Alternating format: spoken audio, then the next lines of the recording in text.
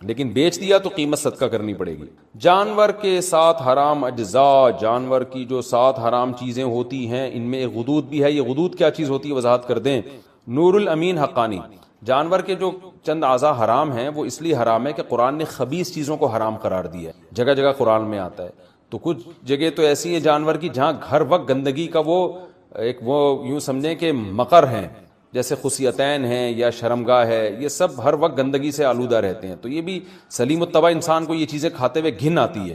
تو اسی طرح غدود، غدود کا مطلب جانور کا کہیں بھی پھوڑا نکل آیا، بیماری کی وجہ سے پھوڑا نکل گیا، یا کوئی بھی جو رسولی جسے کہتے ہیں نا، تو اب کیا آپ نے جانور ذبح کرنے کے بعد وہ پھوڑے میں جو گوشت تھا وہ نکال کے کھا گئے، تو وہ بھی خبائث میں داخل ہے، گندگی میں داخل ہے، تو ہر خبیث چیز ناجائز ہے۔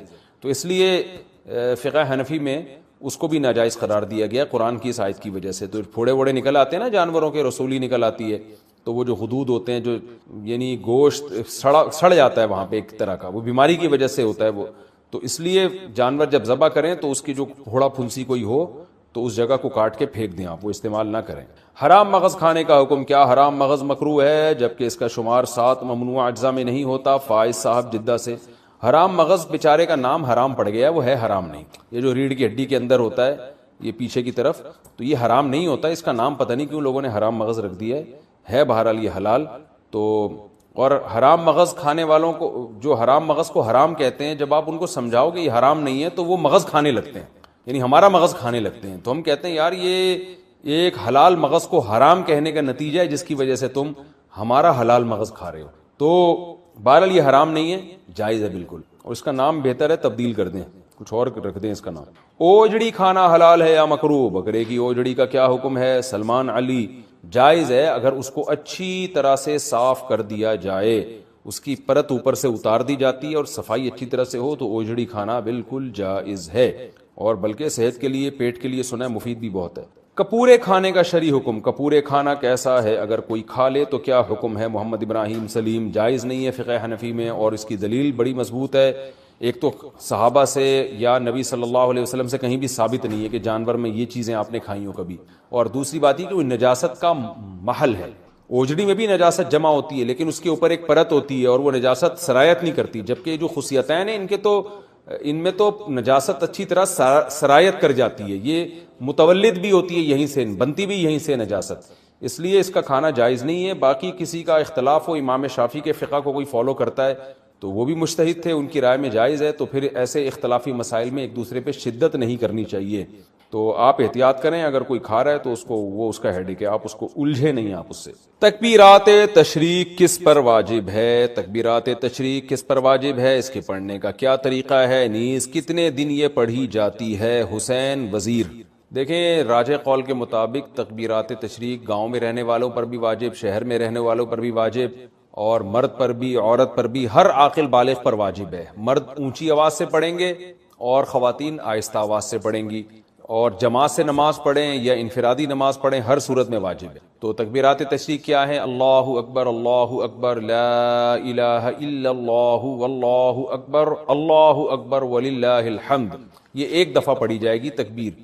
تو مرد اونچی آواز سے پڑھیں اور خواتین آہستہ آواز سے، اور خواتین یاداشت کے طور پر اپنی جائے نماز کے قریب کوئی پرچی ورچی رکھ لیں، کیونکہ خواتین بھول جاتی ہیں۔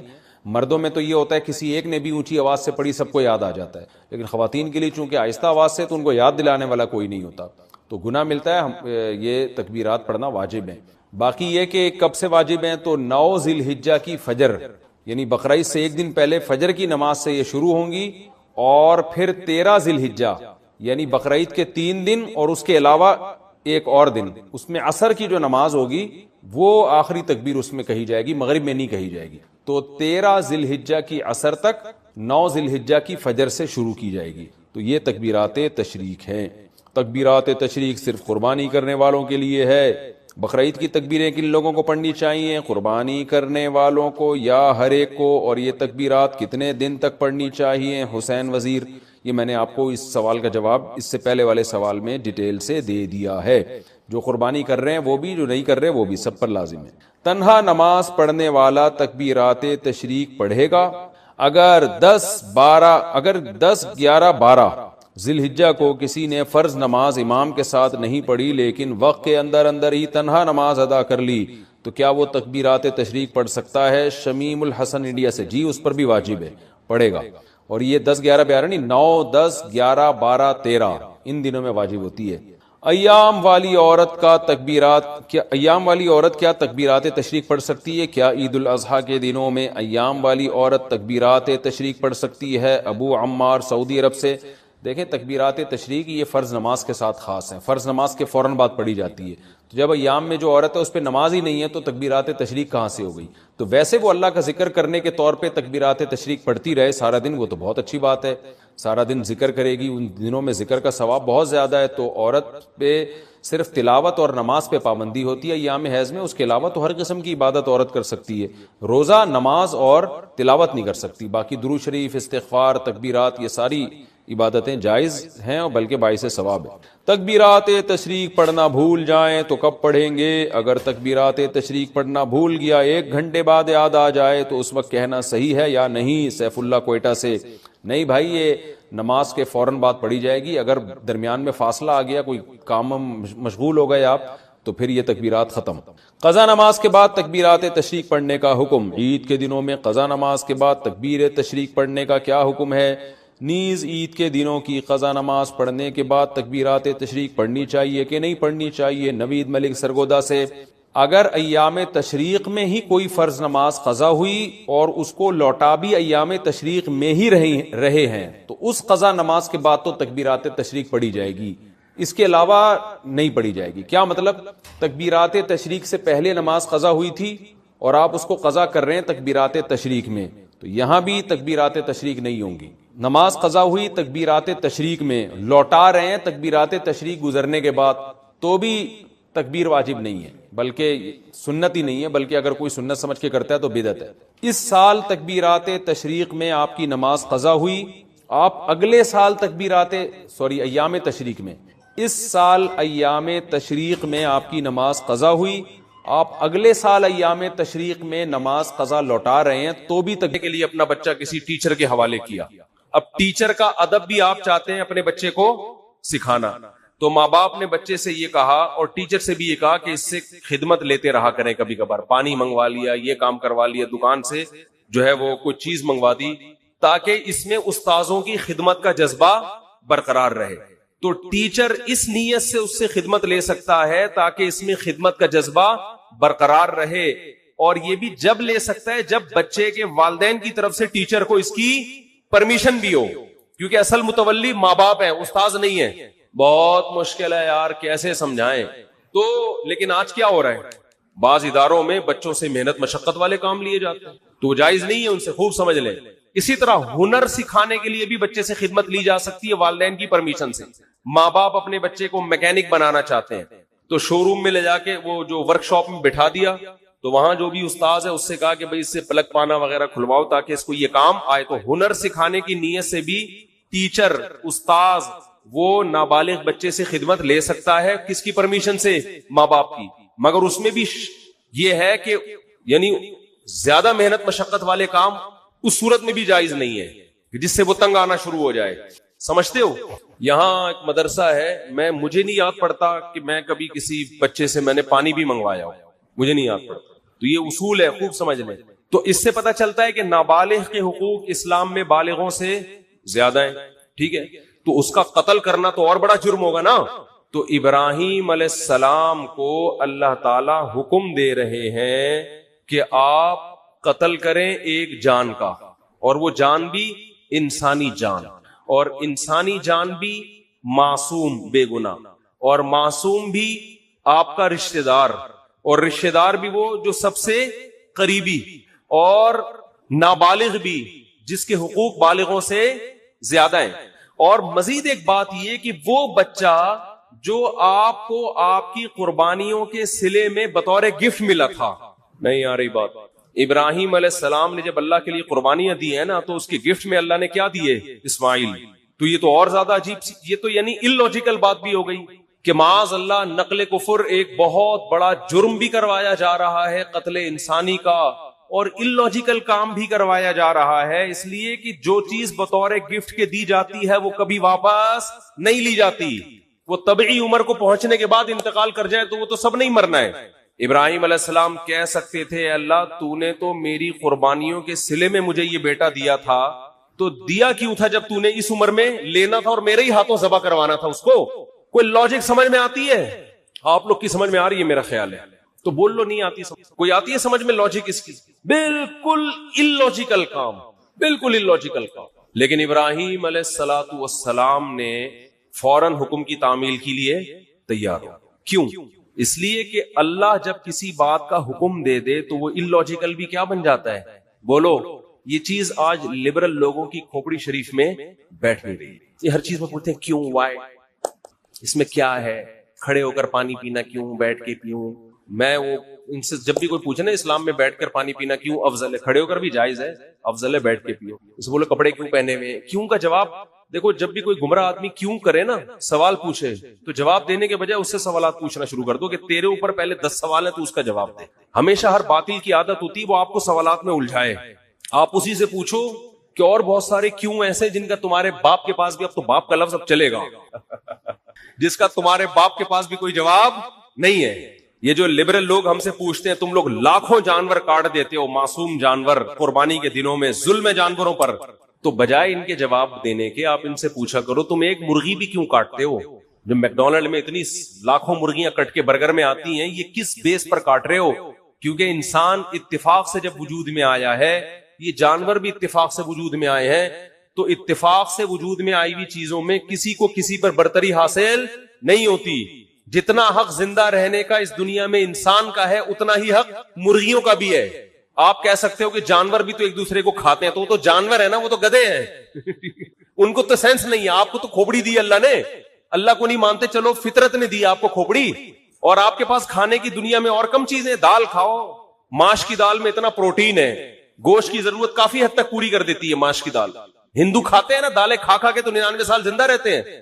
تو کوئی زندہ رہنے کے لیے گوشت کھانا ضروری نہیں ہے. اسلام نے جو ہمیں گوشت کھانے کا حکم دیا وہ تو اور بہت سارے، اس میں تو ابھینندن کی وجہ سے قائم ہے. یہ اس میں تو یہ کہا بھائی وہ آئے گا تو تم گوشت کھاؤ گے تو اوپر جا کے اس کو چائے پلا کے رخصت کرو گے. دالوں پہ یہ کام، جو دال پہ سیٹ ہو گیا، جو سبزی پہ سیٹ ہو گیا، وہ یہ کام 10-20 سال امریکہ نے افغانستان میں گھاس کھائی کہ نہیں کھائی؟ 20 سال امریکہ نے افغانستان میں کیا کھایا ہے؟ گھاس کھائی ہے. آگے سے افغان لڑے ہیں، تو اگر افغان سبزی خور ہوتے 20 سال لڑتے؟ کیا ہو گیا بھائی؟ 20 سال یہ دمبے کھا کے لڑے ہیں میرے بھائی. یہ سبزیوں پہ لڑائیاں نہیں ہوتی. تو گوشت کے تو سائیڈ افیکٹ ہیں کہ اس سے لڑتا ہے آدمی. تو لبرل لوگوں کو تو گوشت کی پیس، وہ کیا ہے، لو پیس چاہتے ہیں نا دنیا میں. اور بھی 2-4 اس طرح کے الفاظ ہیں، پیس، لو، اور کیا ہے، خیر وہ سوچتے رہے بعد میں بیٹھے. تو یہ تو پیس فل دنیا چاہتے ہیں، اس میں تو گوشت ہونا ہی نہیں چاہیے. آپ کو تو چاہیے کہ آپ ہندوؤں کی طرح گائے، وہ تو ہندو صرف گائے کی خدمت کرتا ہے، آپ کو چاہیے آپ بھینس کی بھی کریں، بکری کی بھی کریں. تو ہم تو لاکھوں جانور کاٹتے ہیں، ہم پر اعتراض نہیں ہوتا، کیونکہ ہم کس کے حکم پہ کاٹتے ہیں؟ وہ تو اگر اولاد کو کاٹنے کا حکم دیتا اس کو کاٹ دیتے بھائی. جیسے ابراہیم علیہ السلام نے کہا کاٹ دو بس. جب اللاجیکل کام اللہ نے کہہ دیا تو وہ اللاجیکل رہا نہیں ہے، وہ لاجیکل، وہ سراپا لاجک سے بھرا ہوا کام ہے. وہ خدا ہے بھائی، ہم تو خدا کے غلام ہیں. ہمیں اگر اللہ ابراہیم علیہ السلام کو حکم دیتا اسماعیل کو کاٹو، وہ نہیں کاٹتے. اللہ ویسے بھی تو اٹھا سکتا تھا نا. کتنوں کے بچے 7-8 سال کی عمر میں ٹرک کے نیچے آگے ہلاک ہو جاتے ہیں، وباؤں سے مر جاتے ہیں. تو وہ تو اللہ کو ویسے بھی حق حاصل ہے کہ تبھی تو اللہ قرآن میں کہتے ہیں کہ تم اللہ کی راہ میں صدقہ خیرات کرو. انسان کہتے ہیں اللہ میں خیرات کروں گا میں تو غریب ہو جاؤں گا. تو قرآن بار بار کیا کہتا ہے؟ یبسط الرزق لمن یشاء ویقدر، جس کے لیے میں چاہتا ہوں رزق کے دروازے کھول دیتا ہوں، جس کے لیے میں چاہتا ہوں تنگ کر دیتا ہوں. تو یہ تو میرے ہاتھ میں ہے. میں تمہیں ویسے بھی غریب کر سکتا ہوں، صدقہ دو. اگر اس سے غریب ہو بھی گئے ثواب تو ملے گا نا. اول تو ہوگے نہیں، اللہ دے گا مال تمہیں. تو ہمارے پاس تو دلیل ہے ہمارے رب کی طرف سے. اس نے ہمیں حکم دیا بقرعید کے 3 دنوں میں اپنے حبیب سے کہلوا دیا صلی اللہ علیہ وسلم، اللہ کو جانور کا خون بہانے سے زیادہ کوئی عمل محبوب، بولو نا بھائی، نہیں ہے. تو ہمارے پاس تو دلیل ہے کہ ابراہیم کو اللہ نے حکم دیا اپنے بیٹے کو ذبح کرو. اولاد کا ذبح کرنا اللاجیکل کام، کسی انسان کو کاٹنا اللاجیکل، لیکن اللہ کے کہنے سے کیا بن گیا؟ لاجک سے بھرا ہوا. اب اس پہ اعتراض کرنا اللاجیکل ہے. تو وہ خدا اگر ہمیں دمبے کاٹنے کا حکم دے اور اس میں انسانوں کا فائدہ بھی ہو، خود ان جانوروں کا بھی فائدہ ہے، خود ان جانوروں کا. اگر یہ جانور نہ کٹیں تو یہ تو بڑھاپے میں ان کو کون پوچھے گا. آپ انڈیا میں گایوں کی حالت دیکھو, بوڑھی گایوں کی, جن کو ماں جب بنایا ہے تو ماں جیسا بڑھاپے میں سلوک تو کرو ان کے ساتھ. کوئی پوچھنے والا نہیں ہوتا ان جانوروں کا. ان جانوروں کا جوانی میں کٹ جانا ان کے لیے بھی فائدہ مند اور انسانوں کے لیے بھی فائدہ مند ہے. اور اللہ کہتے ہیں سخرھا لکم, ان جانوروں کو اللہ نے کس کے لیے بنایا؟ ہمارے لیے. تو جو مذہب کو نہیں مانتے ان سے سوال ہے کہ تو ایک مرغی بھی کس بیس پہ کاٹتا ہے اے بھائی, تم شکار کس بیس پہ کرتے ہو؟ یہ جانوروں کو بھی زندہ رہنے کا اتنا حق ہے جتنا انسانوں کو ہے. تو ان سے سوال کیا کریں ان کے بجائے ان کا جواب دینے کے. تو میں یہ عرض کر رہا تھا کہ ابراہیم علیہ السلام نے جو کام کیے دنیاوی قانون کے لحاظ سے وہ سارے کے سارے illogical, کوئی لاجک اس کی. کیا ہو گیا یار, پسینے میں ڈوب رہے ہیں اور منہ سے پھوٹ دو یار, نہیں بنتی نا. آج تو کچھ زیادہ ہی مرجھائے ہوئے لگ رہے ہیں. اس کی کوئی پشاور میں جب میں نے جملہ ادھورا چھوڑتا نا, ایسے ادھر سے آواز پورا مجمع گونجتا, تو ان کو مجھے میں نے کہا فل ان دا بلینکس, مگر آرام سے, خالی جگہ پر کرو مگر آرام سے. اور لوگوں میں جوش ہے نا دمبے, تو دمبا بولتا ہے دمبا کیا ہے؟ بولتا ہے. مچھلی نہیں بولتی, مچھلی میں زیادہ طاقت نہیں ہے. طاقت کس میں ہے؟ مچھلی کھایا کریں, ویسے صحت کے لیے اچھی چیز ہے, لیکن جو پاور آئے گی نا, بازوؤں میں طاقت آئے گی, وہ دمبے سے آئے گی, وہ مچھلی سے نہیں آئے گی. خیر, تو ابراہیم علیہ السلام نے جو سارے کام illogical کیے تبھی تو وہ کیا بنے. دیکھو اس کا یہ مطلب نہیں ہے کہ ہر illogical کام آپ کرنا شروع کر دو. ہمارے دینداروں میں یہ ایک بڑا مسئلہ ہے, جتنے بھی کام کریں گے سارے کھوپڑی سے, کسی کی کھوپڑی میں سمجھ میں نہیں آئیں گے کر کیا رہے گا. جب اللہ اس کے رسول نے حکم دے دیا تو پھر نہ دیکھو, جب تک حکم نہیں دیا تو ہمیں کھوپڑی استعمال کرنے کا حکم ہے. کوئی بھی illogical کام کرنے کی ہمیں اجازت نہیں ہے. دکان کو بند کیا, آیت الکرسی پڑھ کے پھونک مار کے آگے کے ڈاکوؤں سے حفاظت رہے گی, تالا نہیں لگایا, تو یہ لاجیکل ہے یا illogical ہے؟ اسلام نے حکم دیا بھائی پہرے رکھو, تالے لگاؤ, حفاظت کرو. نبی نے حکم دیا رات کو چراغ کو جلتا ہوا مت چھوڑو, فَإِنَّ الْفُوَيْسِقَةَ تَضْرِبُ النَّارَ عَلَىٰ أَهْلِهَا, چوہا بعض دفعہ چراغ کو الٹ کے آگ لگا دیتا ہے. اتنی احتیاط کا حکم دیا ہے. تو رات کو آگ کو جلتا ہوا چھوڑنا illogical کام ہے, اس کی کوئی نہ ضرورت ہے اور یہ حادثے کا ذریعہ ہے. نبی نے فرمایا, ایک صحابی ایسے کنکر کو نا ایسے پھینک رہے تھے, آپ نے فرمایا یہ اس سے نہ کوئی دشمن ہلاک ہوگا, اس سے کسی کی آنکھ پھوٹ سکتی ہے. لوگ اٹھا کے پتھر پھینک رہے ہوتے ہیں نا ویسے ہی ٹائم پاس کرنے کے لیے, کسی کے لگ سکتا ہے. ہر کام سے پہلے آپ نے 100 دفعہ سوچنا ہے کہ اس کی کوئی لاجک بنتی ہے کہ نہیں بنتی. لیکن جہاں اللہ کا حکم آ جائے تو بس یہی لاجک ہے کہ کس نے حکم دیا ہے, اللہ نے. سمجھتے ہو؟ اسی میں ایک بات خوب یہ بھی, جب بات چل پڑی ہے, والدین جب کسی بات کا آرڈر کیا کریں نا اور اس میں آپ کا کوئی بڑا نقصان نہ ہو, تو یہ نہ دیکھا کریں کہ یہ کیوں. بھئی یہ کس کا حکم ہے؟ باپ. یہ باپ کا حکم ہے, ماں کا حکم ہے, ان کو خوش کرنے کے لیے کرنا ہے. اس میں زیادہ پنچایتوں میں نہ جایا کریں, یہ کیوں کہہ رہے ہیں, یہ کیوں کہہ رہے ہیں. بھائی جو کہہ رہے ہیں کر لو یار, یہ خوش ہو جائیں گے, بس ان کو خوش کرنا ہمارا مقصد ہے. بحث بہت ہوتی ہے آج کل, میاں بیوی میں بحثیں چل رہی ہوتی. شوہر کسی بات کا آرڈر دیتا ہے, آرڈر یا گزارش کرتا ہے, آرڈر کا لفظ ذرا سخت ہو گیا, بیہائنڈ دا سین آئے گا. کسی نے میرا ایک بنایا بیہائنڈ دا سین, میں نے کسی چلے چھوڑے, تو ریکویسٹ کرتا ہے, چھوڑو یار اس ریکویسٹ کو بھی, ٹائم بہت تھوڑا ہے نا, یہ قربانی کا فلسفہ ذرا کھوپڑی میں اچھی طرح بٹھا دوں میں. تو ہم جو جانور ذبح کرتے ہیں کیوں, کوئی ہم سے پوچھے کیوں, وجہ کیا ہے بھائی, کس نے حکم دیا؟ اللہ نے. ایک بات خوب سمجھو. دوسری بات دیکھو, آج میں نے دیکھا ہے جو وہ چیزیں ہمیں نظر آ رہی ہیں جو بچپن میں ہم جن کا تصور نہیں کرتے تھے, جو بہت غلط ہو رہا ہے کام. بقرعید کے جو ایام ہیں ان میں روزہ رکھنا کیوں حرام ہے؟ اس لیے کہ یہ گوشت اللہ کی طرف سے ضیافت ہے اپنے بندوں کے لیے. اس کا مطلب بقرعید میں ہمیں یہ گوشت کھانا چاہیے. یہ تکبر ہے گوشت سے اجتناب کرنا بقرعید کے ایام. میں حیران ہوتا ہوں, بقرعید کے دن دعوت کر رہے ہوتے ہیں لوگ, چکن کھلا رہے ہوتے ہیں, چکن بریانی پکائی ہوئی ہے. بھائی یہ تو بہت برا عمل ہے, مسلمانوں کا شعار ہے یہ قربانی کا گوشت. کس بیس پر آپ چکن پکا رہے ہو؟ کوئی پرہیز ہو کسی کو تو ایک الگ بات ہے, کہہ رہے جی مہمان زیادہ آ گئے تو چکن کھلا رہے ہوں. ہمارے نبی کھانے پینے کے شوقین نہیں تھے, بہت قناعت, جو کی روٹی, کھجور, وہ بھی 40 دن گھر میں چولہا نہیں جلتا. لیکن بقرعید کے دن آپ صلی اللہ علیہ وسلم قربانی کے گوشت کھانے کا اتنا اہتمام کرتے کہ بقرعید کے دن پہلا نوالا جو آپ کے حلق مبارک میں اترتا وہ قربانی کے گوشت کا، کہ اللہ کی طرف سے ضیافت ہے تو ہم گوشت کا انتظار کریں گے. ہمارے ہاں لوگ گوشت کو گوشت کے طور پہ دیکھ رہے ہیں، اللہ کی ضیافت کے طور پہ نہیں دیکھ رہے، تو اس کو گوشت لے رہیں گے.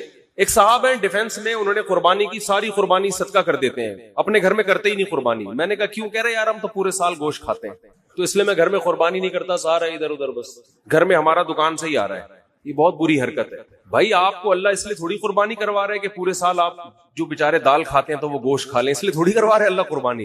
جب کوئی عزت دار آدمی آپ کو دعوت دے اور کہے کہ ہماری دعوت میں آئے، آپ پوچھیں کیا پکاؤ گے، وہ کہے میں قورمہ بریانی، اور آپ دعوت سے شارٹ ہو جائے. اگلے دن وہ فون کر کے پوچھ رہا ہے آپ میری دعوت میں کیوں نہیں؟ آپ کہتے ہیں یار ہم تو صبح شام پیزا برگر کھانے والے لوگ ہیں، بروس کھاتے ہیں، یہ قورمے بریانی تو یہ ہمارے لیے کوئی اتنی ویلیو نہیں رکھتی، یہ تو ہم اپنے غریبوں کو کھلاتے ہیں. اس کو غصہ آئے گا کہ نہیں آئے گا؟ کیا ہو گیا بھائی؟ او بھائی ابھی اس کے قورمے کو نہیں دیکھا جائے گا، اس کی نسبت دوست کی طرف کی جائے گی کہ میرا بچپن کا دوست ہے، اس نے وہ بے شک دال چاول کھلائے. آپ جائیں گے نوالے بھر بھر کے شوق سے کھائیں گے، تعریفیں بھی کریں گے. آپ کی ماں نے بھنڈی پکائی ہو ہے بھائی، مسور کی بھنڈی تو بہت اعلیٰ غذا ہے.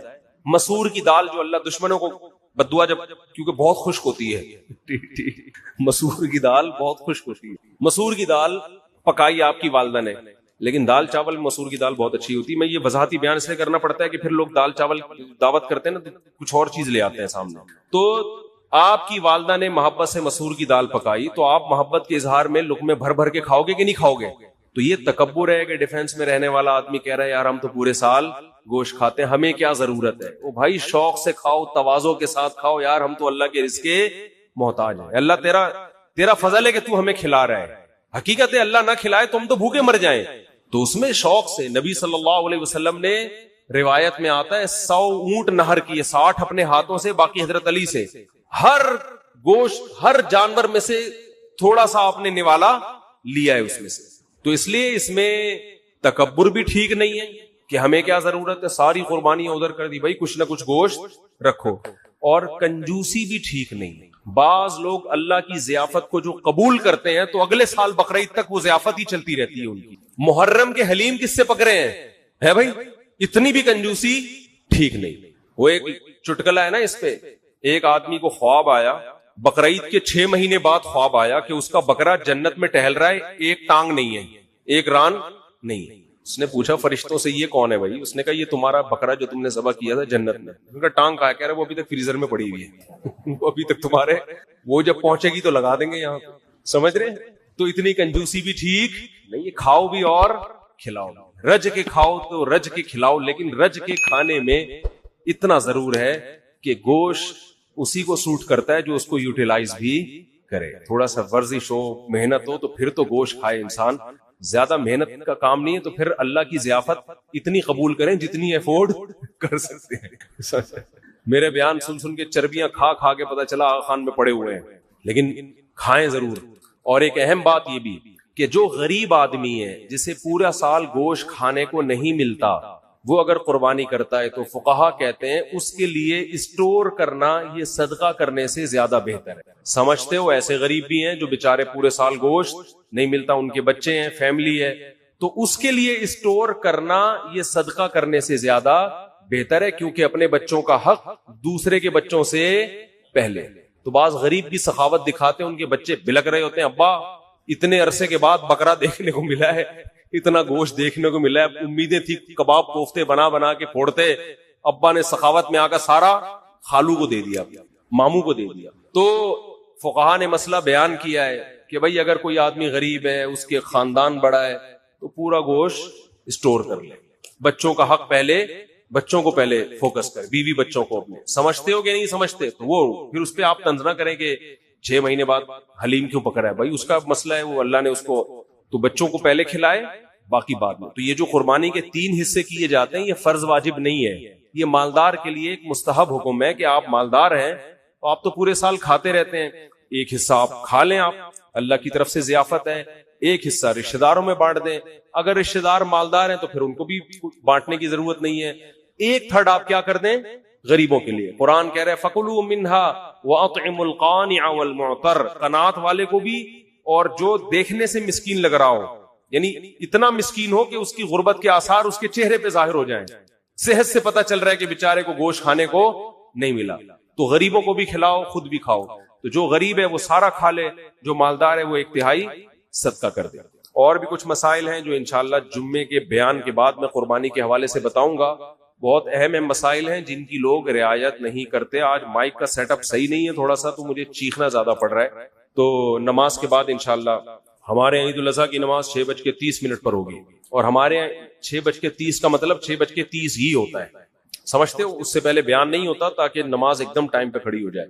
تو کچھ مسائل جو آپ نے پوچھنے وہ بھی پوچھ لیے گا نماز کے بعد انشاءاللہ. اللہ تعالیٰ عمل کی توفیق عطا فرمائے. قربانی سے متعلق کچھ یہ کیا پوچھا کسی نے، جلدی بتائیں.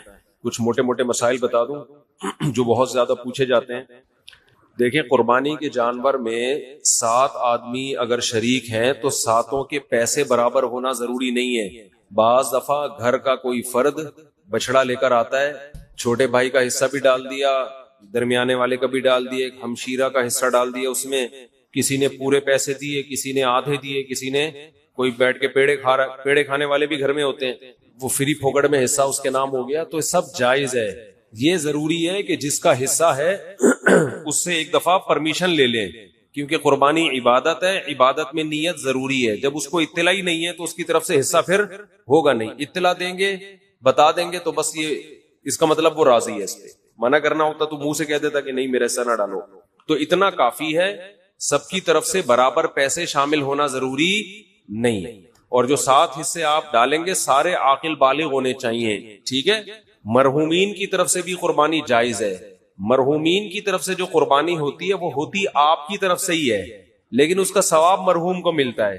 وہ ہوتی آپ ہی کی طرف سے ہے، اس لیے آپ اس گوشت کے مالک ہیں، کھائیں، صدقہ کریں، آپ کی مرضی ہے. کیونکہ مرحوم وہ کسی عمل کا مکلف نہیں ہے.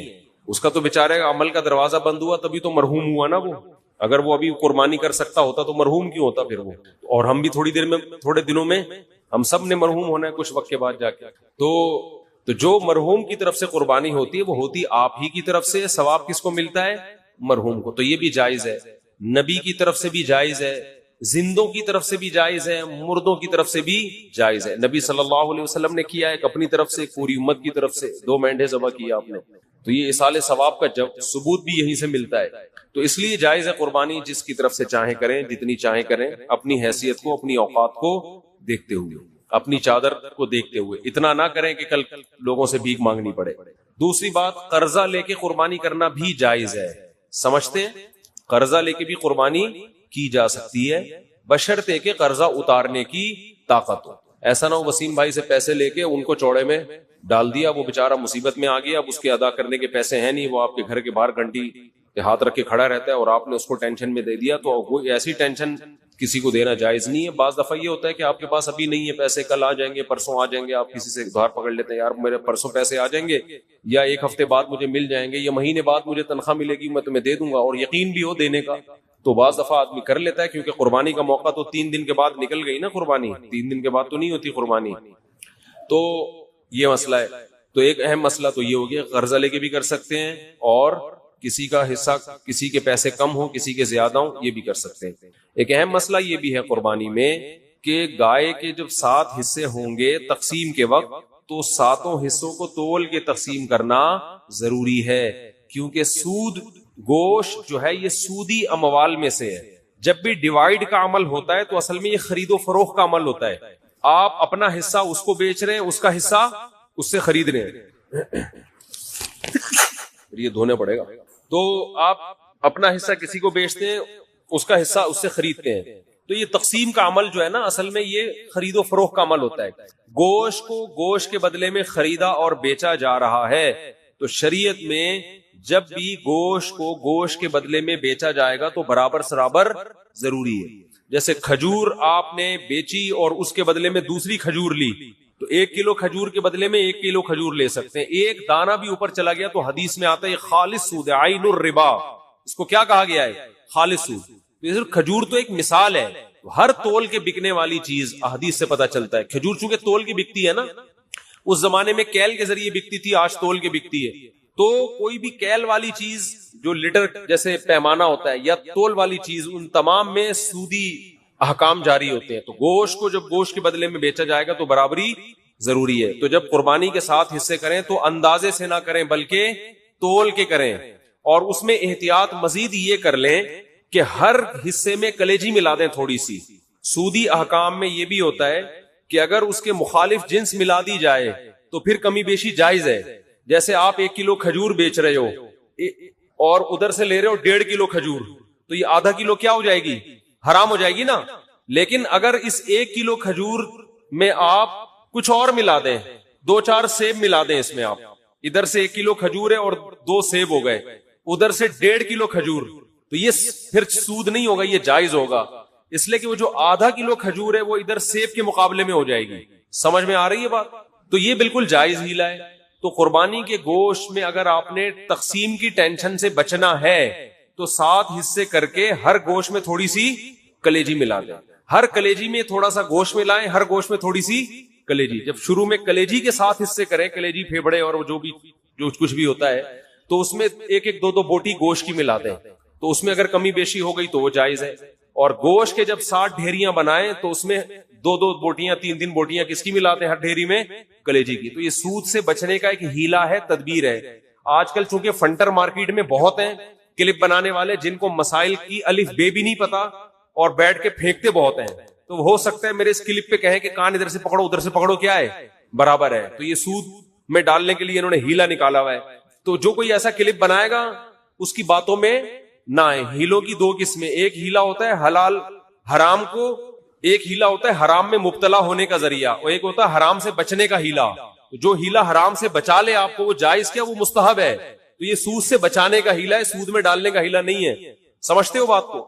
تو جب بھی گائے کے گوشت کے 7 حصے آپ کریں گے، ہر حصے میں تھوڑی تھوڑی کلیجی ملا دیں. پھر اگر کمی بیشی ہو بھی گئی تو بلکہ تول کے بھی تقسیم کر رہے ہیں تو بھی کلیجی ملائیں، کیونکہ تول میں اتنی ایکوریسی ہوتی نہیں ہے. سمجھتے ہو بات کو کہ نہیں سمجھتے ہو؟ بعض لوگ یہ کہتے ہیں ہم تو گوشت تقسیم ہی نہیں کرتے. بھائی وہ بڑا بھائی نے بولا یار بس میرا حصہ بھی تھوڑا سا مجھے دے دو، باقی سارا خود رکھ لو. تو جب بھی کسی کا حصہ نکلے گا نا تو ڈیوائیڈ ہوگا، وہ 7واں حصہ پورے 7 حصے آپ کو کرنے پڑیں گے. ہاں ایک صورت میں معافی ہے کہ ایک گائے پورے گھر میں استعمال ہو رہی ہے، سمجھتے ہو؟ اس کو ڈیوائیڈ کر ہی نہیں رہے آپ. بعض دفعہ گھر کے 7 افراد ہوتے ہیں، ایک ابا اماں، ایک میاں بیوی اور آگے ان کے بچے ملا کے ٹوٹل بڑی مشکل سے آج کل 7 تک عدد پہنچ رہا ہے لوگوں کا. فیملی پلاننگ والوں نے تو گھریلو سسٹم ہی تباہ کر دیا ہے. سمجھ رہے ہو؟ وہ جو پہلے گھروں میں پورے 2 بچڑے آتے تھے، یہ منجلی آپا کا ہے، یہ چمونی آپا کا حصہ ہو گیا، یہ ممانی کا ہو گیا، یہ خالہ کا ہو گیا، یہ جناب پوتے کا ہو گیا، یہ بہو کا ہو گیا، پوری 2 کٹے ہم دیکھتے تھے لوگوں گھروں میں کٹتے تھے، 2 بچڑے ایک ہی گھر میں چل جاتے. اب وہ فیملی پلاننگ والوں نے سارے خاندانی سسٹم کی واٹ لگا دی. بچے ہی نہیں ہے، اور خدا کی قسم جس گھر میں بچے نہیں ہیں عید بقرعید کا مزہ تو اس گھر میں ہے ہی نہیں. ہمارے بچوں نے 10 دن سے پڑھائی چھوڑ دی ہے. گائے آ رہی ہے، کلابازیاں کھا رہے ہیں، مدرسوں کی شکایتیں آنی، پڑھ کے نہیں دے رہے. ہم کہتے ہیں بھائی بقرعید گزرے گی تو پڑھیں گے، ابھی ہمارے بس میں نہیں.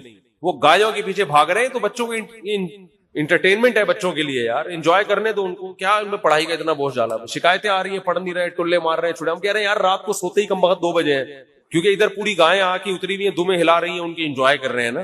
یار یہ گائے، کراچی والوں نے کہاں گائے دیکھی ہوتی ہے. وہ ایک ویڈیو ہے بنارس کی، اس پہ بیل کے پیچھے پبلک بھاگ رہی ہے. اس پہ نیچے کے پی کے والوں نے، پنجاب والوں نے کمنٹس کیے ہوئے کہ کراچی والوں نے کبھی گائے دیکھی نہیں ہے. واقعی نہیں دیکھی بھائی. گائیں تو کھیتوں میں ہوتی ہیں یار، بکریاں شہروں میں تھوڑی ہوتی ہیں. تو ہمیں تو یہی تو سیزن ہے ہمارا گائے بچڑے دیکھنے کا، اور ایسا بچڑا مارکیٹ میں آ رہا ہے، طبیعت خوش ہو جاتی ہے دیکھ کے. دیکھو ہر گلی میں رونق ہے نا، ہر گھر کے آگے بچڑے بندے ہوئے ہیں، اتنے اونچے اونچے لمبے خوبصورت، دیکھ کے طبیعت، یہ رونق ہے اللہ کی طرف سے. یہی تو بقرعید کا مزہ ہے، یہی تو تہوار ہے.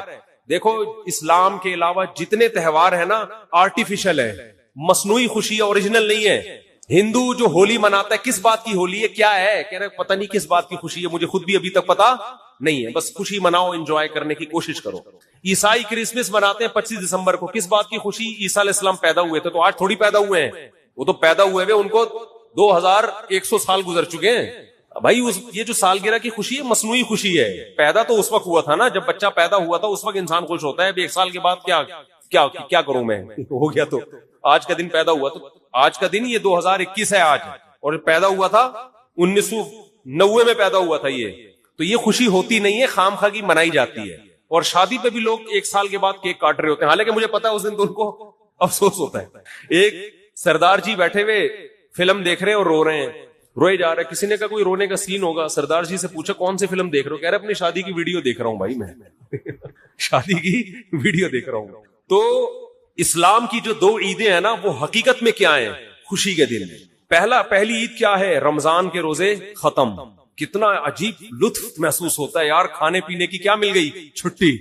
1 مہینہ نہ کھا سکتے تھے نہ پی سکتے تھے. رمضان کی تراویح ہے, اتنی لمبی لمبی نمازیں, اور سارا پھر اعتکاف والوں کا 10 دن اپنے آپ کو باؤنڈ کر کے مسجد میں بیٹھ جانا, بار بار دیکھنا چاند کب نظر آئے گا, ٹھیک ہے نا.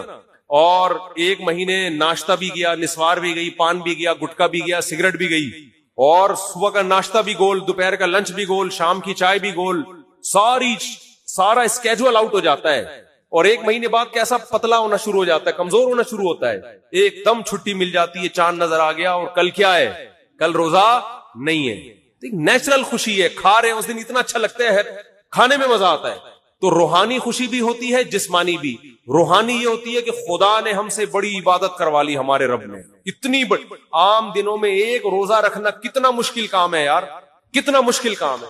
سوچتا رہتا ہے آدمی, کیونکہ سب کھا رہے ہوں گے, آپ کا روزہ ہے.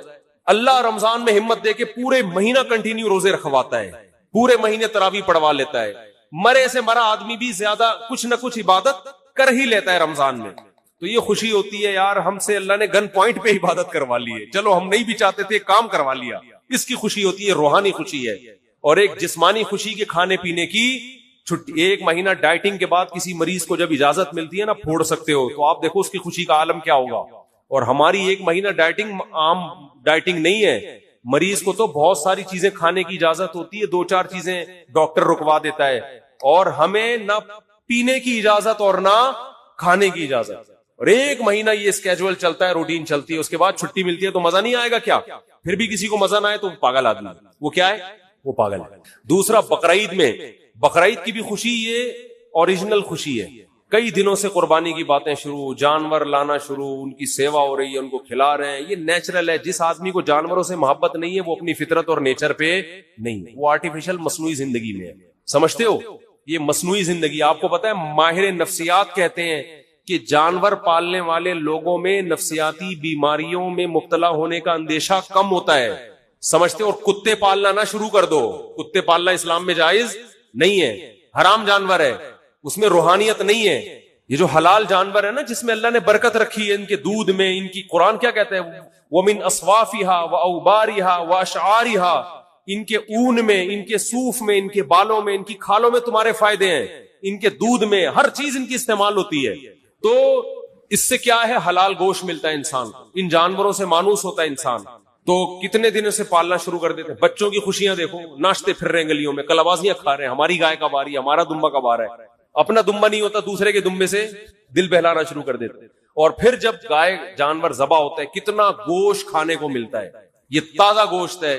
تو اس میں روحانی خوشی کیا کہ اللہ نے ہم سے ابراہیم علیہ السلام کی سنت کو زندہ کروا لیا. ہمیں ہر بال کے بدلے میں اللہ نے ایک نیکی دے دی. یہ کون سی خوشی ہے؟ روحانی خوشی. یہ بھی خوشی ہے, مسلمان اس میں بھی خوش ہوتا ہے, یار اللہ نے اتنا ثواب کا کام کروا لیا ہم سے. نمبر 2, گوشت انسان کی خوراک میں سب سے لذیذ ترین خوراک ہے. وہ اتنی وافر مقدار میں مسلمان کو بقرعید میں ملتا ہے کہ اتنی وافر مقدار میں عام طور پہ پورا سال نہیں ملتا. اور اتنا تازہ, اتنا فریش میٹ, اتنا بہترین. اور اس میں کمال کی بات یہ کہ اس گوشت کی نسبت کس کی طرف ہے؟ اللہ کھلا رہا ہے. ہٹو بچوں, اللہ تو دال بھی کھلائے, دیکھو پورے سال بھی اللہ ہی کھلاتا ہے. نسبت اپنی طرف نہیں کرتا کہ یہ میری طرف سے الگ سے دعوت ہے, یہ میری طرف سے الگ سے کیا ہے, ضیافت. اس لیے کہ یہ تو اللہ نے رزق تو سب کو دینا ہے. لیکن بقرعید میں اللہ نے روزے رکھنے کو حرام کر دیا. کیوں حرام کر دیا؟ کہ میری ضیافت سے اعراض لازم نہ آئے. آج میں نے دعوت کی اور تو کم بخت روزہ رکھ کے بیٹھا ہوا ہے, اس کا اپنا مزہ ہے, صحیح ہے نا. تو یہ گوشت ہمیں ڈائریکٹ, کیونکہ ہم جو جانور ذبح کرتے ہیں ہم نے تو قربان کر دیا نا, اب یہ ہمارا تھوڑی, کس کا ہے یہ قربانی کا مطلب آپ نے اللہ کو دے دیا. اب اللہ کہہ رہے ہیں میری طرف سے کیا ہے, پرمیشن ہے. تبھی جب اللہ پرمیشن نہیں دیتا تو ہم نہیں کھاتے. حج میں دم کے طور پر جو جانور ذبح ہوتا ہے اس کا گوشت آپ نہیں کھا سکتے، لیکن جو شکرانے کا جانور ہے اس کا گوشت کھا سکتے ہیں. اللہ کہتے ہیں شکرانے کا ہے تو کھاؤ، اب تمہیں میری طرف سے اجازت ہے. تو بڑی خوشی ہوتی ہے گوشت بھی، اور گوشت کی نسبت کس کی طرف ہے؟ اللہ کی طرف. تو یہ مسلمانوں کے جو تہوار ہے نا، یہ سچی مچی کی خوشیاں ہیں. اور کمال کی بات جو ہٹو بچوں قسم کی بات ہے، دنیا میں جتنے مذہب کے تہوار ہوتے ہیں سب میں بے حیائی کا عنصر کوٹ کوٹ کے بھرا ہوا ہوتا ہے. شرابیں چلتی ہیں، زنا ہوتے ہیں. مسلمانوں کے تہوار میں نہ شراب ہے اور نہ بولو زنا، بلکہ عبادت سے شروع ہوتے ہیں. عید صبح شروع ہوتی ہے کس سے؟ نماز سے. نماز سے شروع ہوتی ہے. پھر ایک سنت کو زندہ کیا جاتا ہے حضرت ابراہیم کی. تو سنت میں بے حیائی تو نہیں ہوگی نا، وہ تو دعائیں پڑھ کے ہوگی. قربانی کے ذبح کے وقت دعائیں پڑھی جاتی ہیں، الحمدللہ عیاشی نہیں کی جاتی. تو مذہب بھی ہے، لطف بھی ہے، روحانیت بھی ہے، اور کیا چاہیے بھائی آپ. تو اس لیے نبی صلی اللہ علیہ وسلم نے فرمایا اب ہمیں کوئی عید منانے کی ضرورت نہیں، اللہ نے ہمیں خود سے 2 عیدیں دے دی ہے. تو اب ہم کوئی اور تہوار نہیں منا سکتے. اللہ نے ہمیں، ہر قوم کی ایک عید ہوتی ہے، ہماری کتنی ہے؟ 2، اور دونوں ہٹو بچوں ہیں، دونوں ہٹو بچوں. تو بچوں کو بھی جو ہے نا زیادہ ہٹو ہٹو نہ کیا کریں. ہٹو بچوں جانور کے پاس جانے دیں ان کو. آپ نے تو زندگی خشکی میں گزار دی، نہ دمبا پالا، نہ بکرا پالا، نہ گائے پالی، پرسنالٹی میں ہی لگے رہے، 3 پیس سوٹ اور ٹائی میں مصنوعی زندگی گزار کے برباد کر دی اپنے آپ کو. بچوں کو تھوڑا سا انجوائے کرنے سمجھتے ہو، اور بچے پیدا کرو گے تو انجوائے کریں گے. وہ ایک آدھ بچہ انجوائے نہیں کرتا، ایک آدھ بچے کو بچہ نہیں کہتے، اس کو تو ایک کہتے ہیں ایک اتفاق سے گورنمنٹ کے نظریے کے تحت ہو گیا، ٹھیک ہے نا. تو بچے تو گھر میں بھرے ہوئے ہوتے ہیں بہن بھائیوں کثرت سے، وہ خوش ہوتے ہیں ایک دوسرے کو باتیں سناتے ہیں. وہ اس کا دمبا دیکھا، ہم تو بچپن میں اتنا انجوائے کرتے تھے اپنے کزنوں کے ساتھ، بہن بھائیوں کے ساتھ. اب اس کا بچڑا دیکھا بالکل پخروٹ قسم کا پھیل آیا ہے. تو بچے کیسا انجوائے کر رہے ہوتے ہیں. تو گھر میں بچے ہوں گے تو زندگی میں مزہ ہوگا. مصنوعی زندگی میں اللہ نے لطف نہیں رکھا. 3 پیس سوٹ ٹائی پہنے آفس جانے سے پہلے، گھر میں آ کے اس کو اتار دیں، ٹھیک ہے نا. ہر جگہ ہر چیز اچھی نہیں لگتی. تو جانور پالیں، اس میں تواضع ہے، اس میں عاجزی ہے، اس میں انکساری ہے، اور ڈپریشن سے بھی آپ باہر نکلو. یہ تکبر انسان کی کھوپڑی کو خراب کرتا ہے، سمجھ رہے ہو. انسان کی کھوپڑی کو خراب کون سی چیز کرتی ہے؟ ہنسی مذاق والا آدمی ڈپریشن میں نہیں جاتا، اور جس کے میں تکبر ہوتا ہے وہ ہنسی مذاق، ایک تو چھچورا پن ہوتا ہے وہ غلط ہے، لیکن ایک طبیعت میں خوش مزاجی، جس کے تکبر ہوتا ہے وہ خوش مزاج نہیں ہوتا، وہ ہر وقت ناک پہ مکھی بٹھا کے رکھتا ہے. میں کہنے والا تھا ہمارے ایک جاننے والے تھے، مگر میں یہ نہیں کہہ رہا کیونکہ وہ سمجھ جائیں گے میرے بارے میں بات ہو رہی. ہمارے کوئی جاننے والے نہیں تھے، ان کی بات میں کر رہا ہوں. ایک صاحب جن کو میں بالکل بھی نہیں جانتا، ان کی بات میں کر رہا ہوں. وہ جب بھی اپنے سسرال جاتے تھے نا، پرانی بات ہے، سسرال والے ایک عذاب میں آ جاتے تھے. چونکہ وہ میرے جاننے والے نہیں تھے، ان کے سسرال والے، انہوں نے مجھے بتایا. اپنے جاننے والوں سے تو یہ باتیں شیئر نہیں کرتا نا انسان. انہوں نے مجھے بتایا کہ یہ داماد ہمارا جب بھی گھر میں آتا ہے عذاب جان ہے ہمارے لیے. میں نے کہا کیوں؟ کہہ رہے جب بھی آئے گا فسادی عورتیں، ہر عورت فسادی نہیں ہوتی پہلے بتا دوں، فسادی عورتوں کی طرح بیٹھ کے نا لگائی بجھائی شروع کر. مجھے کسی نے چائے کا نہیں پوچھا، میں یہاں بیٹھا ہوں گھنٹے سے کوئی پانی کا نہیں پوچھ رہا. سمجھ رہے ہو؟ اچھا اپنی تعریفیں کرنی نہیں چاہیے لیکن اب کر دوں. میرا سسرال میں، میرا تو ہول سیل کے حساب سے سسرال ہے، کسی بھی سسرال میں جاؤ پانی کا پوچھیں نہ پوچھیں ہماری صحت پہ کوئی فرق نہیں پڑتا. اللہ کا شکر ہے ہم نے، ہمارا اسٹائل اسی قسم کا. کھانے کا پوچھ لیں آپ کی مرضی، نہیں پوچھیں کوئی مسئلہ نہیں. میں ان چیزوں پہ کبھی میں نہیں کہہ رہا کہ میں بہت نیک ہوں، لیکن میرا مزاج ہے کہ ان چیزوں پہ کبھی ناک منہ بنتا نہیں.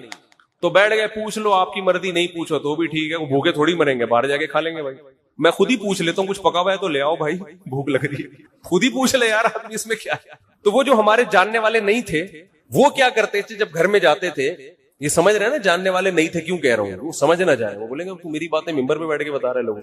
تو جاننے والے نہیں تھے وہ. میں کہہ سکوں گا بھائی میں تو آپ کو جانتا ہوں، تو آپ کی بات تو ہو ہی نہیں رہی. تو ان کا اسٹائل یہ، اور یہ بہت سے داماد اس قسم کے مارکیٹ میں آج بھی موجود ہیں، اپنے بھی خود بھی ڈپریشن میں، دوسروں کو بھی ٹینشن میں. تو وہ کیا ہے کہ جب گھر میں جاؤ تو مجھے پوچھا کیوں نہیں، مجھے چائے کا کیوں نہیں پوچھا، میں کب سے آ کے بیٹھا ہوا ہوں، مجھے کھانے کا نہیں پوچھا. پھر ایک دن وہی جو میرے جاننے والے نہیں تھے، میری ایک دفعہ اور شادی ہو رہی تھی، تو میں نے ان کو دعوت دے دی کہ آپ بھی آئیں ولیمے میں. انہوں نے کہا ہم اس طرح نہیں، ہمیں پراپر کارڈ چاہیے. یہ طریقہ نہیں ہوتا کسی کو بلانے کا، فون کرو آ جانا. پراپر کیا ہوتا ہے؟ مجھے سمجھا رہے تھے پراپر، یار وہ سمجھ نہ جائیں یار بھائی، ان کے علاوہ کی بات کر رہا ہوں میں، لیکن پرانا قصہ انشاءاللہ نہیں سمجھیں گے وہ. تو مجھے کہنے لگے کہ مجھے کیا چاہیے؟ کارڈ چاہیے. میں نے کہا آنا ہے آ جاؤ. سب کو ہم نے اسی طرح دعوت دی، فون کے آ جا بھائی. کہہ رہے نہیں یہ کوئی طریقہ نہیں ہوتا. ظاہر ہے اچھے لوگوں میں یہ سمجھا جاتا ہے نا کہ ذرا خاندانی لوگوں میں یہ سمجھا جاتا ہے کہ پراپر طریقے سے آپ، ابے میں نے کہا ہم نے جس نے ایک زندگی میں کرنی ہے اس کے یہ چوچلے ہوتے ہیں کہ بیٹھ کے کارڈ چھاپ رہا ہے، متمنی ہے شرکت، اور وہ جو لکھا ہوتا ہے نا نور چشمی، اس طرح کے وہ کرتے ہیں جن کی زندگی میں ایک، جب اتنی ساری شادیاں کرنی ہوتی اتنا ٹائم نہیں ہے کہ کارڈ پہ انگلش میں الگ فارسی میں الگ نور چشمی متمنی ہے شرکت، اور چشمے برا کے پتہ نہیں کیا کیا لکھا ہوتا ہے نیچے، چشمے برا، ہاں وہ میری طرف سے تو انوائٹ میں خود ہی کر رہا ہوں، کوئی ہے ہی نہیں، پہلی میں سب لوگ آتے ہیں آپ کے خاندان والے انوائٹ کر کے کہتے ہیں ہمارا بھی، دوسری میں کارڈ چھاپو گے بھی کوئی نام نہیں لکھوائے گا، بولے گا خود ہی کر رہا ہے، خود ہی پکڑا جائے گا، خود ہی پٹے گا، اپنی طرف سے انوائٹ کرنا، بھائی بھی کہہ دے گا میں ذمہ دار، یہ نور چشمی میں صرف اپنا نام ڈال، ٹھیک ہے نا، چشمے برا میں صرف اپنا نام ڈال، کسی اور کا ڈالا نا وہ کہے گا شادی تو کر رہا ہے مروا میرا ہے، تو میں کیا کارڈ چھاپتا بھائی، ایسے ہی دعوت ہوگی فون پہ آنا ہے آ جاؤ بھائی اپنی ذمہ داری پہ،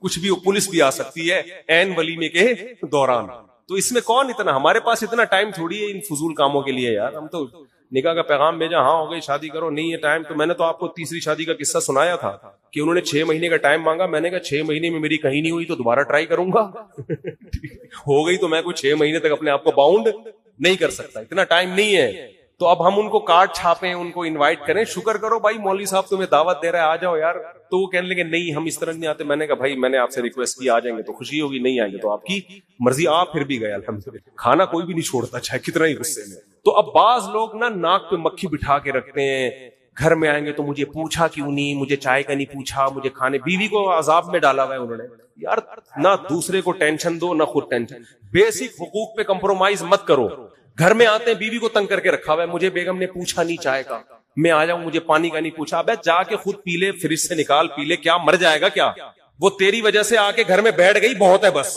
ٹھیک ہے نا، بیسک حقوق یہ ہیں کہ وہ آپ کی مرضی کے بغیر گھر سے باہر نہ نکلے، آپ کے علاوہ اس کے کسی سے تعلقات نہ ہو، آپ کی پرمیشن کے پتہ چلا وسیم بھائی سے بھی دوستی، ستار بھائی سے، یہ غلط ہے، یہ بیسک کام تمہارے بچوں کو پال رہی ہے نا، اس کو عیدی سینٹر میں جمع نہیں کرا رہے، پھر یہ کیا چھچور پنا آ کے مجھے پانی کا نہیں پوچھا تو مجھے، یہ وہ فسادی لوگوں کے کام ہوتے ہیں، ٹھیک ہے، گھٹیا سوچ والوں، سمجھ میں نہیں آ رہی تو رہنے دو، ہاں آپ تھکے ہوئے تھے، آپ نے پانی مانگا پھر بھی نہیں پلا رہی، اور آپ تھکے ہوئے بھی ہو اور آپ سے اٹھا بھی نہیں جا رہا، پولیس بھی نہیں اٹھا پا رہی آپ کو، پھر بھی اگر نہ کرے تو پھر انسان کا غصہ بنتا ہے کہ بیگم اب اتنا بھی یار نہیں، میں تھکا ہوا آیا ہوں، بیٹھ گیا ہوں، میں بول رہا ہوں منہ سے پانی بوتل سے پلاؤ، کہہ رہی خود ہی پی لو، تو یہ پھر کبھی کبھار تو چلتا ہے لیکن ہمیشہ ایسا نہیں ہوتا، تو ناک پہ مکھی بٹھانے والا آدمی، متکبر آدمی، جس کو ہر وقت یہ ہو کہ مجھے کیوں نہیں پوچھا جا رہا، تو اس کو لوگ پوچھیں گے بھی تو یہ خوش نہیں ہوگا، تکبر سے، برین ہیمریج سے مرے گا یہ کمبخت، ٹینشن سے مرے گا۔ متواضع آدمی کی صحت اچھی ہوتی ہے، اس کا دماغ کیا ہوتا ہے؟ فریش، پوچھ لو ٹھیک ہے، نہیں پوچھو تمہارا ہیڈیک ہے، صحیح ہے۔ ہم تو ماں باپ کو کہتے ہیں بچوں کے بارے میں بھی یہی اصول رکھو، آج کل کی اولادوں سے خدمتوں کی توقع مت رکھو، یہ نئی 15ویں صدی کے بچے اسکولوں میں پتہ نہیں کیا کیا سیکھ رہے۔ کرنل نے مجھے بتایا کہ میں نے اپنی بیٹی سے کہا کہ پانی لے آ، کہتی انگلش میں اس نے کہا کہ جو کام انسان خود کر سکتا ہے وہ دوسروں سے نہیں کروانا چاہیے۔ باپ کی تو کھوپڑی گھومے گی نا۔ وہ کرنل صاحب سوچتے ہوں گے یار میں میدان جنگ میں کھڑا ہو کر ایک 40 سال کے فوجی کو جب یہ آرڈر دیتا ہوں کہ جنگ میں چھلانگ لگا، وہ کبھی نہیں کہتا، وہ میرے آرڈر کو مانے گا اور آگ میں کود جائے گا وہ۔ اور اپنی اولاد اور بیٹی، 12 سال کی بیٹی کو میں کہہ رہا ہوں پانی پلا، وہ کہہ رہی ہے جو فلسفے یاد کیے میں کہہ رہا، میں نے کہا سب سے پہلے اس کو اسکول سے نکالو، کیونکہ یہ اسکول کیا کر رہا ہے، یہ جو لبرل اسکول ہے نا، ایجوکیشن مل رہی ہے، تہذیب برباد۔ تو جو نئی نسل اس قسم کی پیدا ہو رہی ہو تو آپ خام خواہ میں اس سے امیدیں لگا کر میرا بچہ میرے قدموں میں جنت تلاش کرے گا، میرا بچہ بڑھاپے میں میرا سہارا بنے گا، بن جائے، اس کا اپنی قسمت ہے۔ وہ اگر خوش قسمت ہوگا تو آپ کی خدمت کرے گا، بد قسمت ہوگا تو نہیں کرے گا۔ آپ امیدیں نہ لگائیں، آپ اپنی طرف سے تربیت کی کوشش، اپنی طرف سے تعلیم، اپنی طرف سے اس کے سارے حقوق ادا کریں۔ اپنا معاملہ کس پہ چھوڑ دیں؟ اللہ۔ کوئی امیدیں لگانے کی ضرورت نہیں ہے، اخپل طریقے سے زندگی گزارو بس۔ آپ بیوی کے حقوق ادا کرو، اللہ کا حکم ہے، بچوں کے حقوق ادا کرو، اللہ کا حکم، اللہ سے مانگو۔ وہ انسان کے بچے ہوں گے یا آپ کی خدمت کریں گے، عقل ہوگی، شعور ہوگا، آپ کی خدمت کریں گے، اور خوش قسمت ہوں گے اگر آپ کی خدمت کی انہوں نے، بد قسمت ہوں گے تو خدمت نہیں کریں گے، خود ہی بھگتیں گے۔ ماں باپ کی نافرمانی کا عذاب دنیا میں لازمی ملتا ہے۔ جس نے اپنے ماں باپ کو ستایا ہے نا تو یہ وہ دنیا میں بھی نہیں پنپ پاتا۔ وہ مشہور واقعہ ہے نا، ایک آدمی کا بچہ اس کو اٹھا کے بوڑھے باپ کو کچرے میں پھینکنے کے لیے جا رہا تھا، تو باپ نے بولا تھوڑا آگے پھینکو، تیرے دادا کو میں نے وہیں پھینکا تھا. تو مکافات عمل ہے. جو اپنے والدین کی خدمت نہیں کرے گا، دیکھو انگریز اپنے والدین کو اولڈ ہاؤس میں کیوں جمع کراتے ہیں؟ اس لیے کہ ان کے والدین نے اپنے والدین کو کہاں جمع کرایا ہوتا ہے؟ اولڈ ہاؤس میں. مکافات عمل اللہ انگریزوں کو دنیا میں دکھاتا ہے کہ تو نے اپنے باپ کو کون سا پالا تھا.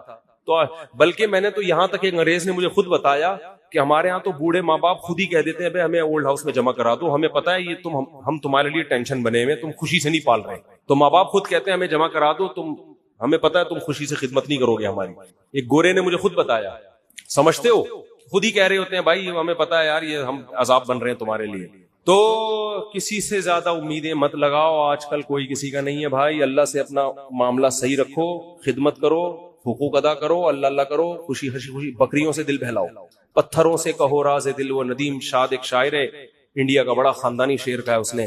پتھروں سے کہو راز دل، یہ نہ دیں گے دغا آپ کو، اے ندیم آج کے دور میں آدمی کا بھروسہ نہیں.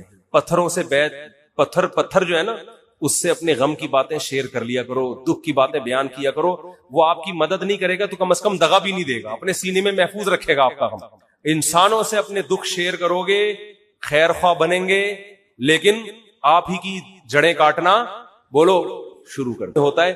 پتھروں میں یہ خطرہ نہیں ہوتا. دوبارہ سنا دوں شعر، پتھروں سے کہو راز. بڑا خاندانی شاعر تھا لیکن آج کل اس کی شاعری مارکیٹ سے شارٹ ہو گئی. شروع میں ایک دم دمنگ کی شاعری ہے، میں نے کہا پتہ نہیں، لیکن وہ 2-4 اشعار ہی گھما رہے کافی. ندیم شاہ تک ہمارا کوئی پیغام پہنچا دے، کچھ نیا مارکیٹ میں لاؤ یار، کیونکہ اردو زبان کی حفاظت یہ شاعر ہی کرتے ہیں. اس لیے مجھے ان شاعروں سے اس وجہ سے لگا ہوا ہے کہ یہ اردو کے محافظ ہیں.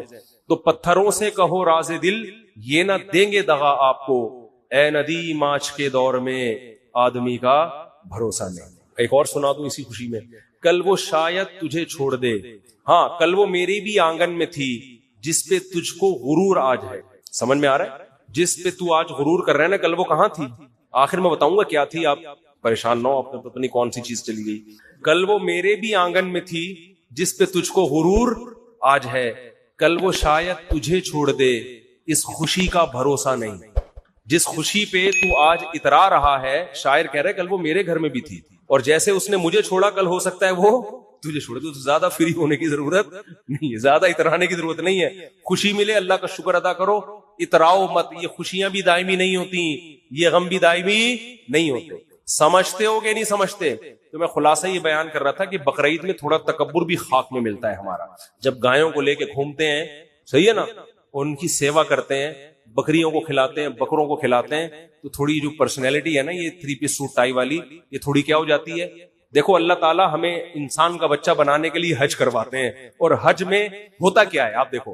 اتنی ہم نے قربانی دی، 10-15 لاکھ روپے خرچ کر کے بیت اللہ گئے، وہاں ہم نے بیت اللہ کا طواف کیا، لاکھوں روپے خرچ کیے، کنکریاں ماری.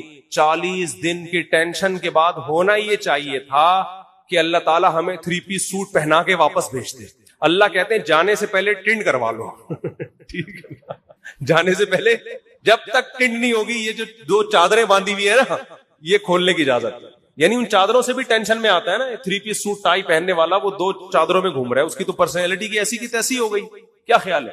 جو ہر وقت کالر کلف میں گھومتا ہے اور ہر وقت مکھی بھی نہیں بیٹھنے دیتا، وہ 40 دن یا 10-15 دن یا 5 دن بھی منا کے لگا لو، اتنی گرمی، اتنی دھول مٹی میں، میلا کچیلا، 2 چادروں میں کتنی ٹینشن ہے. تو پرسنالٹی کی تو ایسی کی تیسی ہو گئی. اور واپسی پہ اللہ کہتے ہیں، اب انسان کہتے ہیں اللہ اب یہ چادریں اتار کے میں آتا ہوں دوبارہ اپنی پینٹ پہ، اور اللہ کہتے ہیں آ جا لیکن ٹنڈ ایک دفعہ کرا لے. کیا خیال ہے؟ تو یہ بھی ٹریننگ ہے، تربیت ہے. زیادہ شو بازی کے چکر میں مت پڑو، انسان رہو. تکبر اللہ ختم کراتے ہیں ہمارا. سمجھتے ہو؟ خوش رہتا ہے آدمی. تو خوش رہنے کا ایک بہت بڑا نسخہ ہے، تکبر ختم کر لو. گھروں میں جا کے یہ نہ پوچھا کرو مجھے پوچھا کیوں نہیں، میں گھنٹے سے بیٹھا ہوا ہوں، کیا عذاب بنایا ہوا ہے، پانی کا نہیں پوچھا، چائے کا نہیں پوچھا. ہاں ہوٹل میں بعض دفعہ انسان کو غصہ آتا ہے، آگے بس نکل رہی ہے اور وہ ہوٹل والا پوچھ نہیں رہا، تو پھر جا کے انسان، وہ تکبر کی وجہ سے نہیں، وہ ٹائم بچانے کی وجہ سے. سمجھتے ہو؟ تو گھر میں بیوی چائے کا پوچھ لے اچھی بات ہے، نہیں پوچھے خود ہی بنا کے پی جاؤ. یہ شکر ادا کرو، ٹینشن نہیں دے رہی، بس خوشیاں نہ دے کوئی مسئلہ نہیں ہے، ٹینشن نہ دے بس. یہ بہت ٹینشن والی فری بیوی کسی کو مل جائے تو بس سمجھو خوشیاں ہی خوشیاں. آج کل مسئلے یہ کہ نہ صرف یہ کہ خوشی نہیں دے رہی ہوتی، الٹا ٹینشن دے رہی ہوتی ہے. بعض خواتین جو بیان نہیں سن رہی. تو اگر آپ کی بیوی ٹینشن نہیں دے رہی، بہت. کسی نے میرے بارے میں تبصرہ کیا کہ ان کے اتنے گھر ہیں اور ناشتہ انڈا موڑ پہ کرتے ہیں، طنز کیا نا. تو میں نے کہا میرا گھر میں اللہ کا شکر ہے ناشتہ مجھے ملتا ہے، تو مجھے وہ پراٹھے اچھے لگتے ہیں باہر کے, وہ گھر میں بن نہیں سکتے, وہ تو اس لیے کھا رہا ہوں. تو فسادی لوگ ہیں, کچھ بھی کرتے رہتے ہیں بیٹھ. یوں بھی تو کر سکتے تھے, اتنے اچھے ہیں کہ ناشتے کی ٹینشن بھی گھر والوں کو نہیں دی انہوں نے, ناشتے کی ٹینشن بھی گھر والوں کو نہیں دی, اتنے اچھے ہیں, یہ بھی تو کہہ سکتے تھے نا. لیکن ناشتہ گھر والے بنا کے رکھتے ہیں الحمدللہ. مجھے ویسی بچپن سے وہ عادت پڑ گئی ہے. شاہ فیصل کالونی ہماری پھپھو رہتی تھی, وہاں جاتے تھے تو ہمارے وہ کزن ہیں, وہ ہوٹل کے پراٹھے لے آتے تھے, وہاں سے جو چسکا لگا ہے مجھے لگ رہا ہے دنیا چھوٹ جائے گی, پراٹھا نہیں چھوٹے, مزہ اس میں ایسا آ گیا. خیر, تو کیا بات کر رہا تھا, قربانی کے مسائل بیان کر رہا تھا میں کہ اس میں تواضع بھی ہے, عاجزی بھی پیدا ہوتی ہے, صحیح ہے نا. تو یہ 7 حصے کر دیا کرو, کلیجی ملا دیا کرو اس میں. اور کچھ مسائل ہیں قصائی کے. قصائی لوگ ایک بہت بڑی بددیانتی یہ کرتے ہیں کہ 4 رگیں کاٹنے کے بعد اندر بھی چھرا مارتے ہیں اس کے جانور کو جلدی ٹھنڈا کرنے کے لیے. یہ عمل خلاف سنت ہے. 4 رگیں کاٹ کے چھوڑ دیں, بلڈ نکلنا چاہیے جانور کا, تھوڑی دیر تڑپے گا, بلڈ اس کا نکل جائے گا, گوشت صاف ہو جائے گا. لیکن قصائی کے پاس ٹائم نہیں ہوتا. بار بار کہتا ہوں کہ جو لوگ جانور پر تھے, جیسے ہی 4 رگیں کٹے وہ جانور کو چھوڑ کے قصائی پہ آ جائیں سارے کے ساتھ.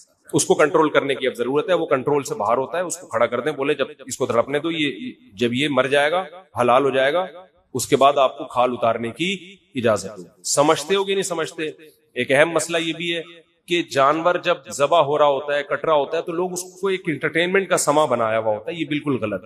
چیخو پکار, شور شرابہ, یہ عبادت کا عمل ہے, عبادت کے طریقے پر ہونا چاہیے. دعا پڑھنی چاہیے, انی وجہت وجہی للذی فطر السماوات والارض. نہیں یاد ہے تو دیکھ کے پڑھ لیں. دعا کے بغیر بھی قربانی ہو جاتی ہے, لیکن عبادت کا موقع ہے, ذکر اذکار ہونا چاہیے, تکبیر ہونی چاہیے. لیکن یہ جو شور شرابہ, ہلا گلا, یہ بالکل شریعت کے خلاف. بچوں کو کنٹرول کرنا چاہیے. ٹھیک ہے, اس سے پہلے وہ گھما رہے تھے جانور, انجوائے کر رہے تھے, اچھی بات ہے. لیکن جب ذبح ہونے کا ٹائم ہے, اس وقت یہ شور شرابہ, سیٹیاں, اچھل کود, یہ بالکل عبادت کے مزاج کے خلاف. سمجھتے ہو گے نہیں سمجھتے؟ اور قصائی لوگ بہت دفعہ دیکھا ہے تکبیر نہیں پڑھتے جانور ذبح کرتے ہوئے. دیکھو, جانور خود ذبح کیا کرو, خود ذبح کیا کرو جانور. تکبیر, علماء کہتے ہیں جانور ذبح, اگر نیک آدمی جانور ذبح کرے گا, اس کی بھی گوشت میں روحانیت آتی ہے, اس سے بھی اس کے بھی اثرات آتے ہیں. تو خود ذبح کرو یا کسی نیک آدمی سے ذبح کروا لو. قصائی لوگ بہت سے اچھے بھی ہیں, لیکن بہت سے ان میں پان گٹکے والے بھی ہوتے ہیں, اللہ کا نام ہی نہیں لے رہے ہوتے, نماز نہیں پڑھتے کبھی, تو وہ اللہ کا نام نہیں لیتے. تو وہاں پر آپ زور زور سے تکبیر پڑھو. قصائی کو بھی بولے بھائی تو گٹکا پھینک دے تھوڑی دیر کے لیے, منہ سے تکبیر نکال. جان کر اگر کوئی اللہ اکبر پڑھنا چھوڑ دے تو جانور کیا ہو جائے گا؟ حرام ہو جائے گا. سمجھتے ہو؟ تو اس کو بولو گٹکا پھینک, یہاں اللہ. مرغی ذبح کرنے والے بھی بہت دفعہ دیکھا ہے, نہیں وہ ذبح کرتے چلے جا رہے ہیں. بھائی منہ سے زور سے بول اللہ اکبر, بسم اللہ اللہ اکبر. تو مرغیوں والوں کو بھی ذرا پابند کیا کرے اس کا. یہ ایک مسئلہ ہے. ایک اہم مسئلہ یہ ہے کہ قصائی لوگ جانور ذبح کرنے کے بعد, حصے لگانے کے بعد, پٹ کا گوشت نکال کے کیا کر دیتے ہیں, اور اتنا گوشت وافر مقدار میں ہوتا ہے کہ لوگوں کو پتہ ہی نہیں چل رہا ہوتا کہ قصائی نے 6 مہینے کے لیے اپنی دکان میں بیچنے کے لیے گوشت اسٹاک کر لیا ہے. تو قصائی کو اس حرکت سے منع کریں, اسے بولیں یہ حصوں والا جانور ہے, سب کے حصے ہوں گے, آپ کو پیسے چاہیے زیادہ پیسے لے لو ہم سے. کھانا چاہیے کوئی بات نہیں, کلیجی پکے گی, جہاں سب کھائیں گے آپ بھی کھا لینا, گوشت کھا لینا ہمارے یہاں. یہ طریقہ غیر اخلاقی ہے. سمجھتے ہو کہ نہیں سمجھتے؟ جو گوشت اتنا نکال کے الگ کر رہے ہوتے ہیں, ان سے بولو پیسے زیادہ لے لو, یہ گوشت نہیں لو. اور کوئی مسئلہ کسی کے ذہن میں قربانی سے متعلق جلدی سے پوچھیں. ہے بھائی کیا؟ ہاں, رات میں قربانی کر سکتے ہیں, مگر مکروہ ہے, بہتر نہیں ہے دن میں قربانی, کیونکہ قربانی شاعر اسلام میں سے ہے, اور اسلامی شاعر دن کی روشنی میں ہوتے ہیں. اسلام میں تہوار رات کو نہیں منائے جاتے, رات کو تہوار غیر مسلم مناتے ہیں. کرسمس رات کو شروع ہوتی ہے, اسلامی تہوار کب ہوتے ہیں؟ دن میں. اسی سے پتا چلتا ہے کہ اسلام میں عید میلاد النبی نہیں ہے, کیونکہ وہ رات کو منائی جاتی ہے, بتیاں لگائی جاتی ہیں, جبکہ اسلام کی ساری عیدیں کب ہیں؟ دن کی روشنی میں ہوتی ہے. سمجھتا نہیں ہے نا بات کو, جب نہیں پڑے گا رات کو تو کیسے سمجھے گا بات کو. کلیجی بھی حصے میں آتی ہے, 7 حصوں کی کلیجی کر دیں, تھوڑی سی بچا لیں آخر میں گوشت میں تقسیم کرنے کے لیے, اور 7 کلیجیوں میں تھوڑا تھوڑا گوشت ڈال دیں, تاکہ کلیجی بھی کمی بیشی ہو تو وہ گوشت کے مقابلے میں ہو جائے.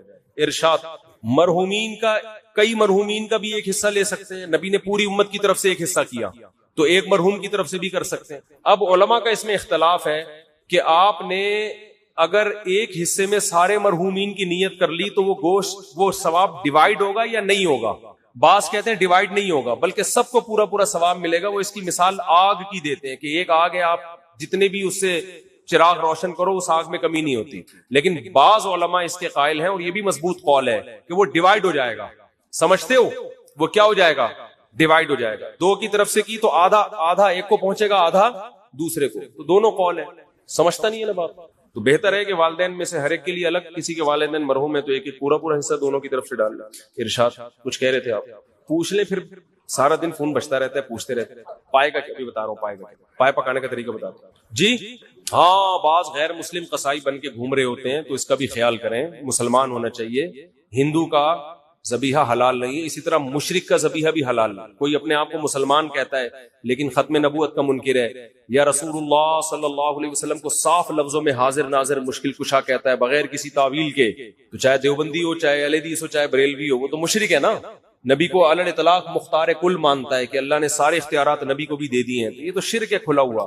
تو کوئی بھی مشرک چاہے دیوبندی ہو, چاہے اہل حدیث ہو, چاہے بریلوی, اس کا ذبیحہ حلال نہیں ہے. یہ امام مالک کا قول ہے, امام احمد بن حنبل اور امام شافعی کا, کہ ایک گھر میں ایک قربانی کافی ہے, پورے گھر والوں کی طرف سے ہو جاتی ہے. اور ان کی دلیل بعض اسلاف کے اقوال ہیں, بعض تابعی ہیں ان کے اقوال ہیں. امام ابو حنیفہ کا موقف یہ ہے کہ جو بھی صاحب نصاب ہے اس پر الگ سے قربانی واجب ہے, ایک قربانی سب کی طرف سے کافی نہیں ہے. اور امام ابو حنیفہ کے قول کو ہم دو وجہ سے فالو کرتے ہیں. ایک تو یہ کہ ہم امام حنیفہ کو برے صغیر میں ان کے فقہ کو فالو کیا جاتا ہے, ایک وجہ تو یہ. دوسرا, امام حنیفہ کا موقف اس بارے میں دلیل کے لحاظ سے بھی بہت مضبوط ہے. وہ اس لیے مضبوط ہے کہ حدیث میں آتا ہے من وجد سعة لأن يضحي فلم يضحي فلا يقربن مصلانا, کہ جس کے پاس گنجائش تھی قربانی کی اور اس نے نہیں کی قربانی, وہ ہماری عیدگاہ کے قریب بھی مت آئے.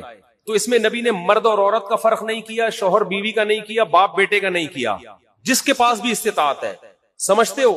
نمبر 2, دوسری حدیث, دوسری بات کہ اسلام میں کوئی بھی عبادت ایسی نہیں ہے جو ایک کرے تو دوسری کی طرف سے کافی ہو جائے. وہ تو قربانی بھی ایک عبادت ہے, تو اس میں یہ کیسے ہو سکتا ہے کہ ایک کرے تو دوسرے کی طرف سے کافی ہو جائے؟ عبادت تو ہر ایک پر الگ واجب ہوتی ہے نا. زکات میاں بیوی دونوں کے پاس سونا ہے تو دونوں پہ الگ الگ زکات ہے. تو قربانی بھی ایک مالی عبادت ہے. حج بھی دونوں پر الگ الگ ہے. حج بدل میں تو ایک وصیت کرتا ہے کہ میری طرف سے پیسہ بھی دے رہا ہوتا ہے, تو وہ تو اس کا نائب بن کے الگ سے اس کی طرف سے حج کر رہا ہوتا ہے, تو وہ بھی ایک حج دو آدمیوں کی طرف سے کافی نہیں ہوتا. تو قیاس کے لحاظ سے بھی امام حنیفہ کا موقف بہت مضبوط ہے, اور حدیث کے لحاظ سے بھی امام حنیفہ کا موقف بہت مضبوط ہے. اور اس لحاظ سے بھی مضبوط ہے کہ جب دلائل میں تعارض ہوتا ہے تو اصول یہ ہے کہ عبادت میں احتیاط کے پہلو کو ترجیح دی جاتی ہے, کیونکہ عبادت کس کا حق ہے؟ اللہ کا. تو احتیاط کا تقاضا بھی یہ ہے کہ اگر بیوی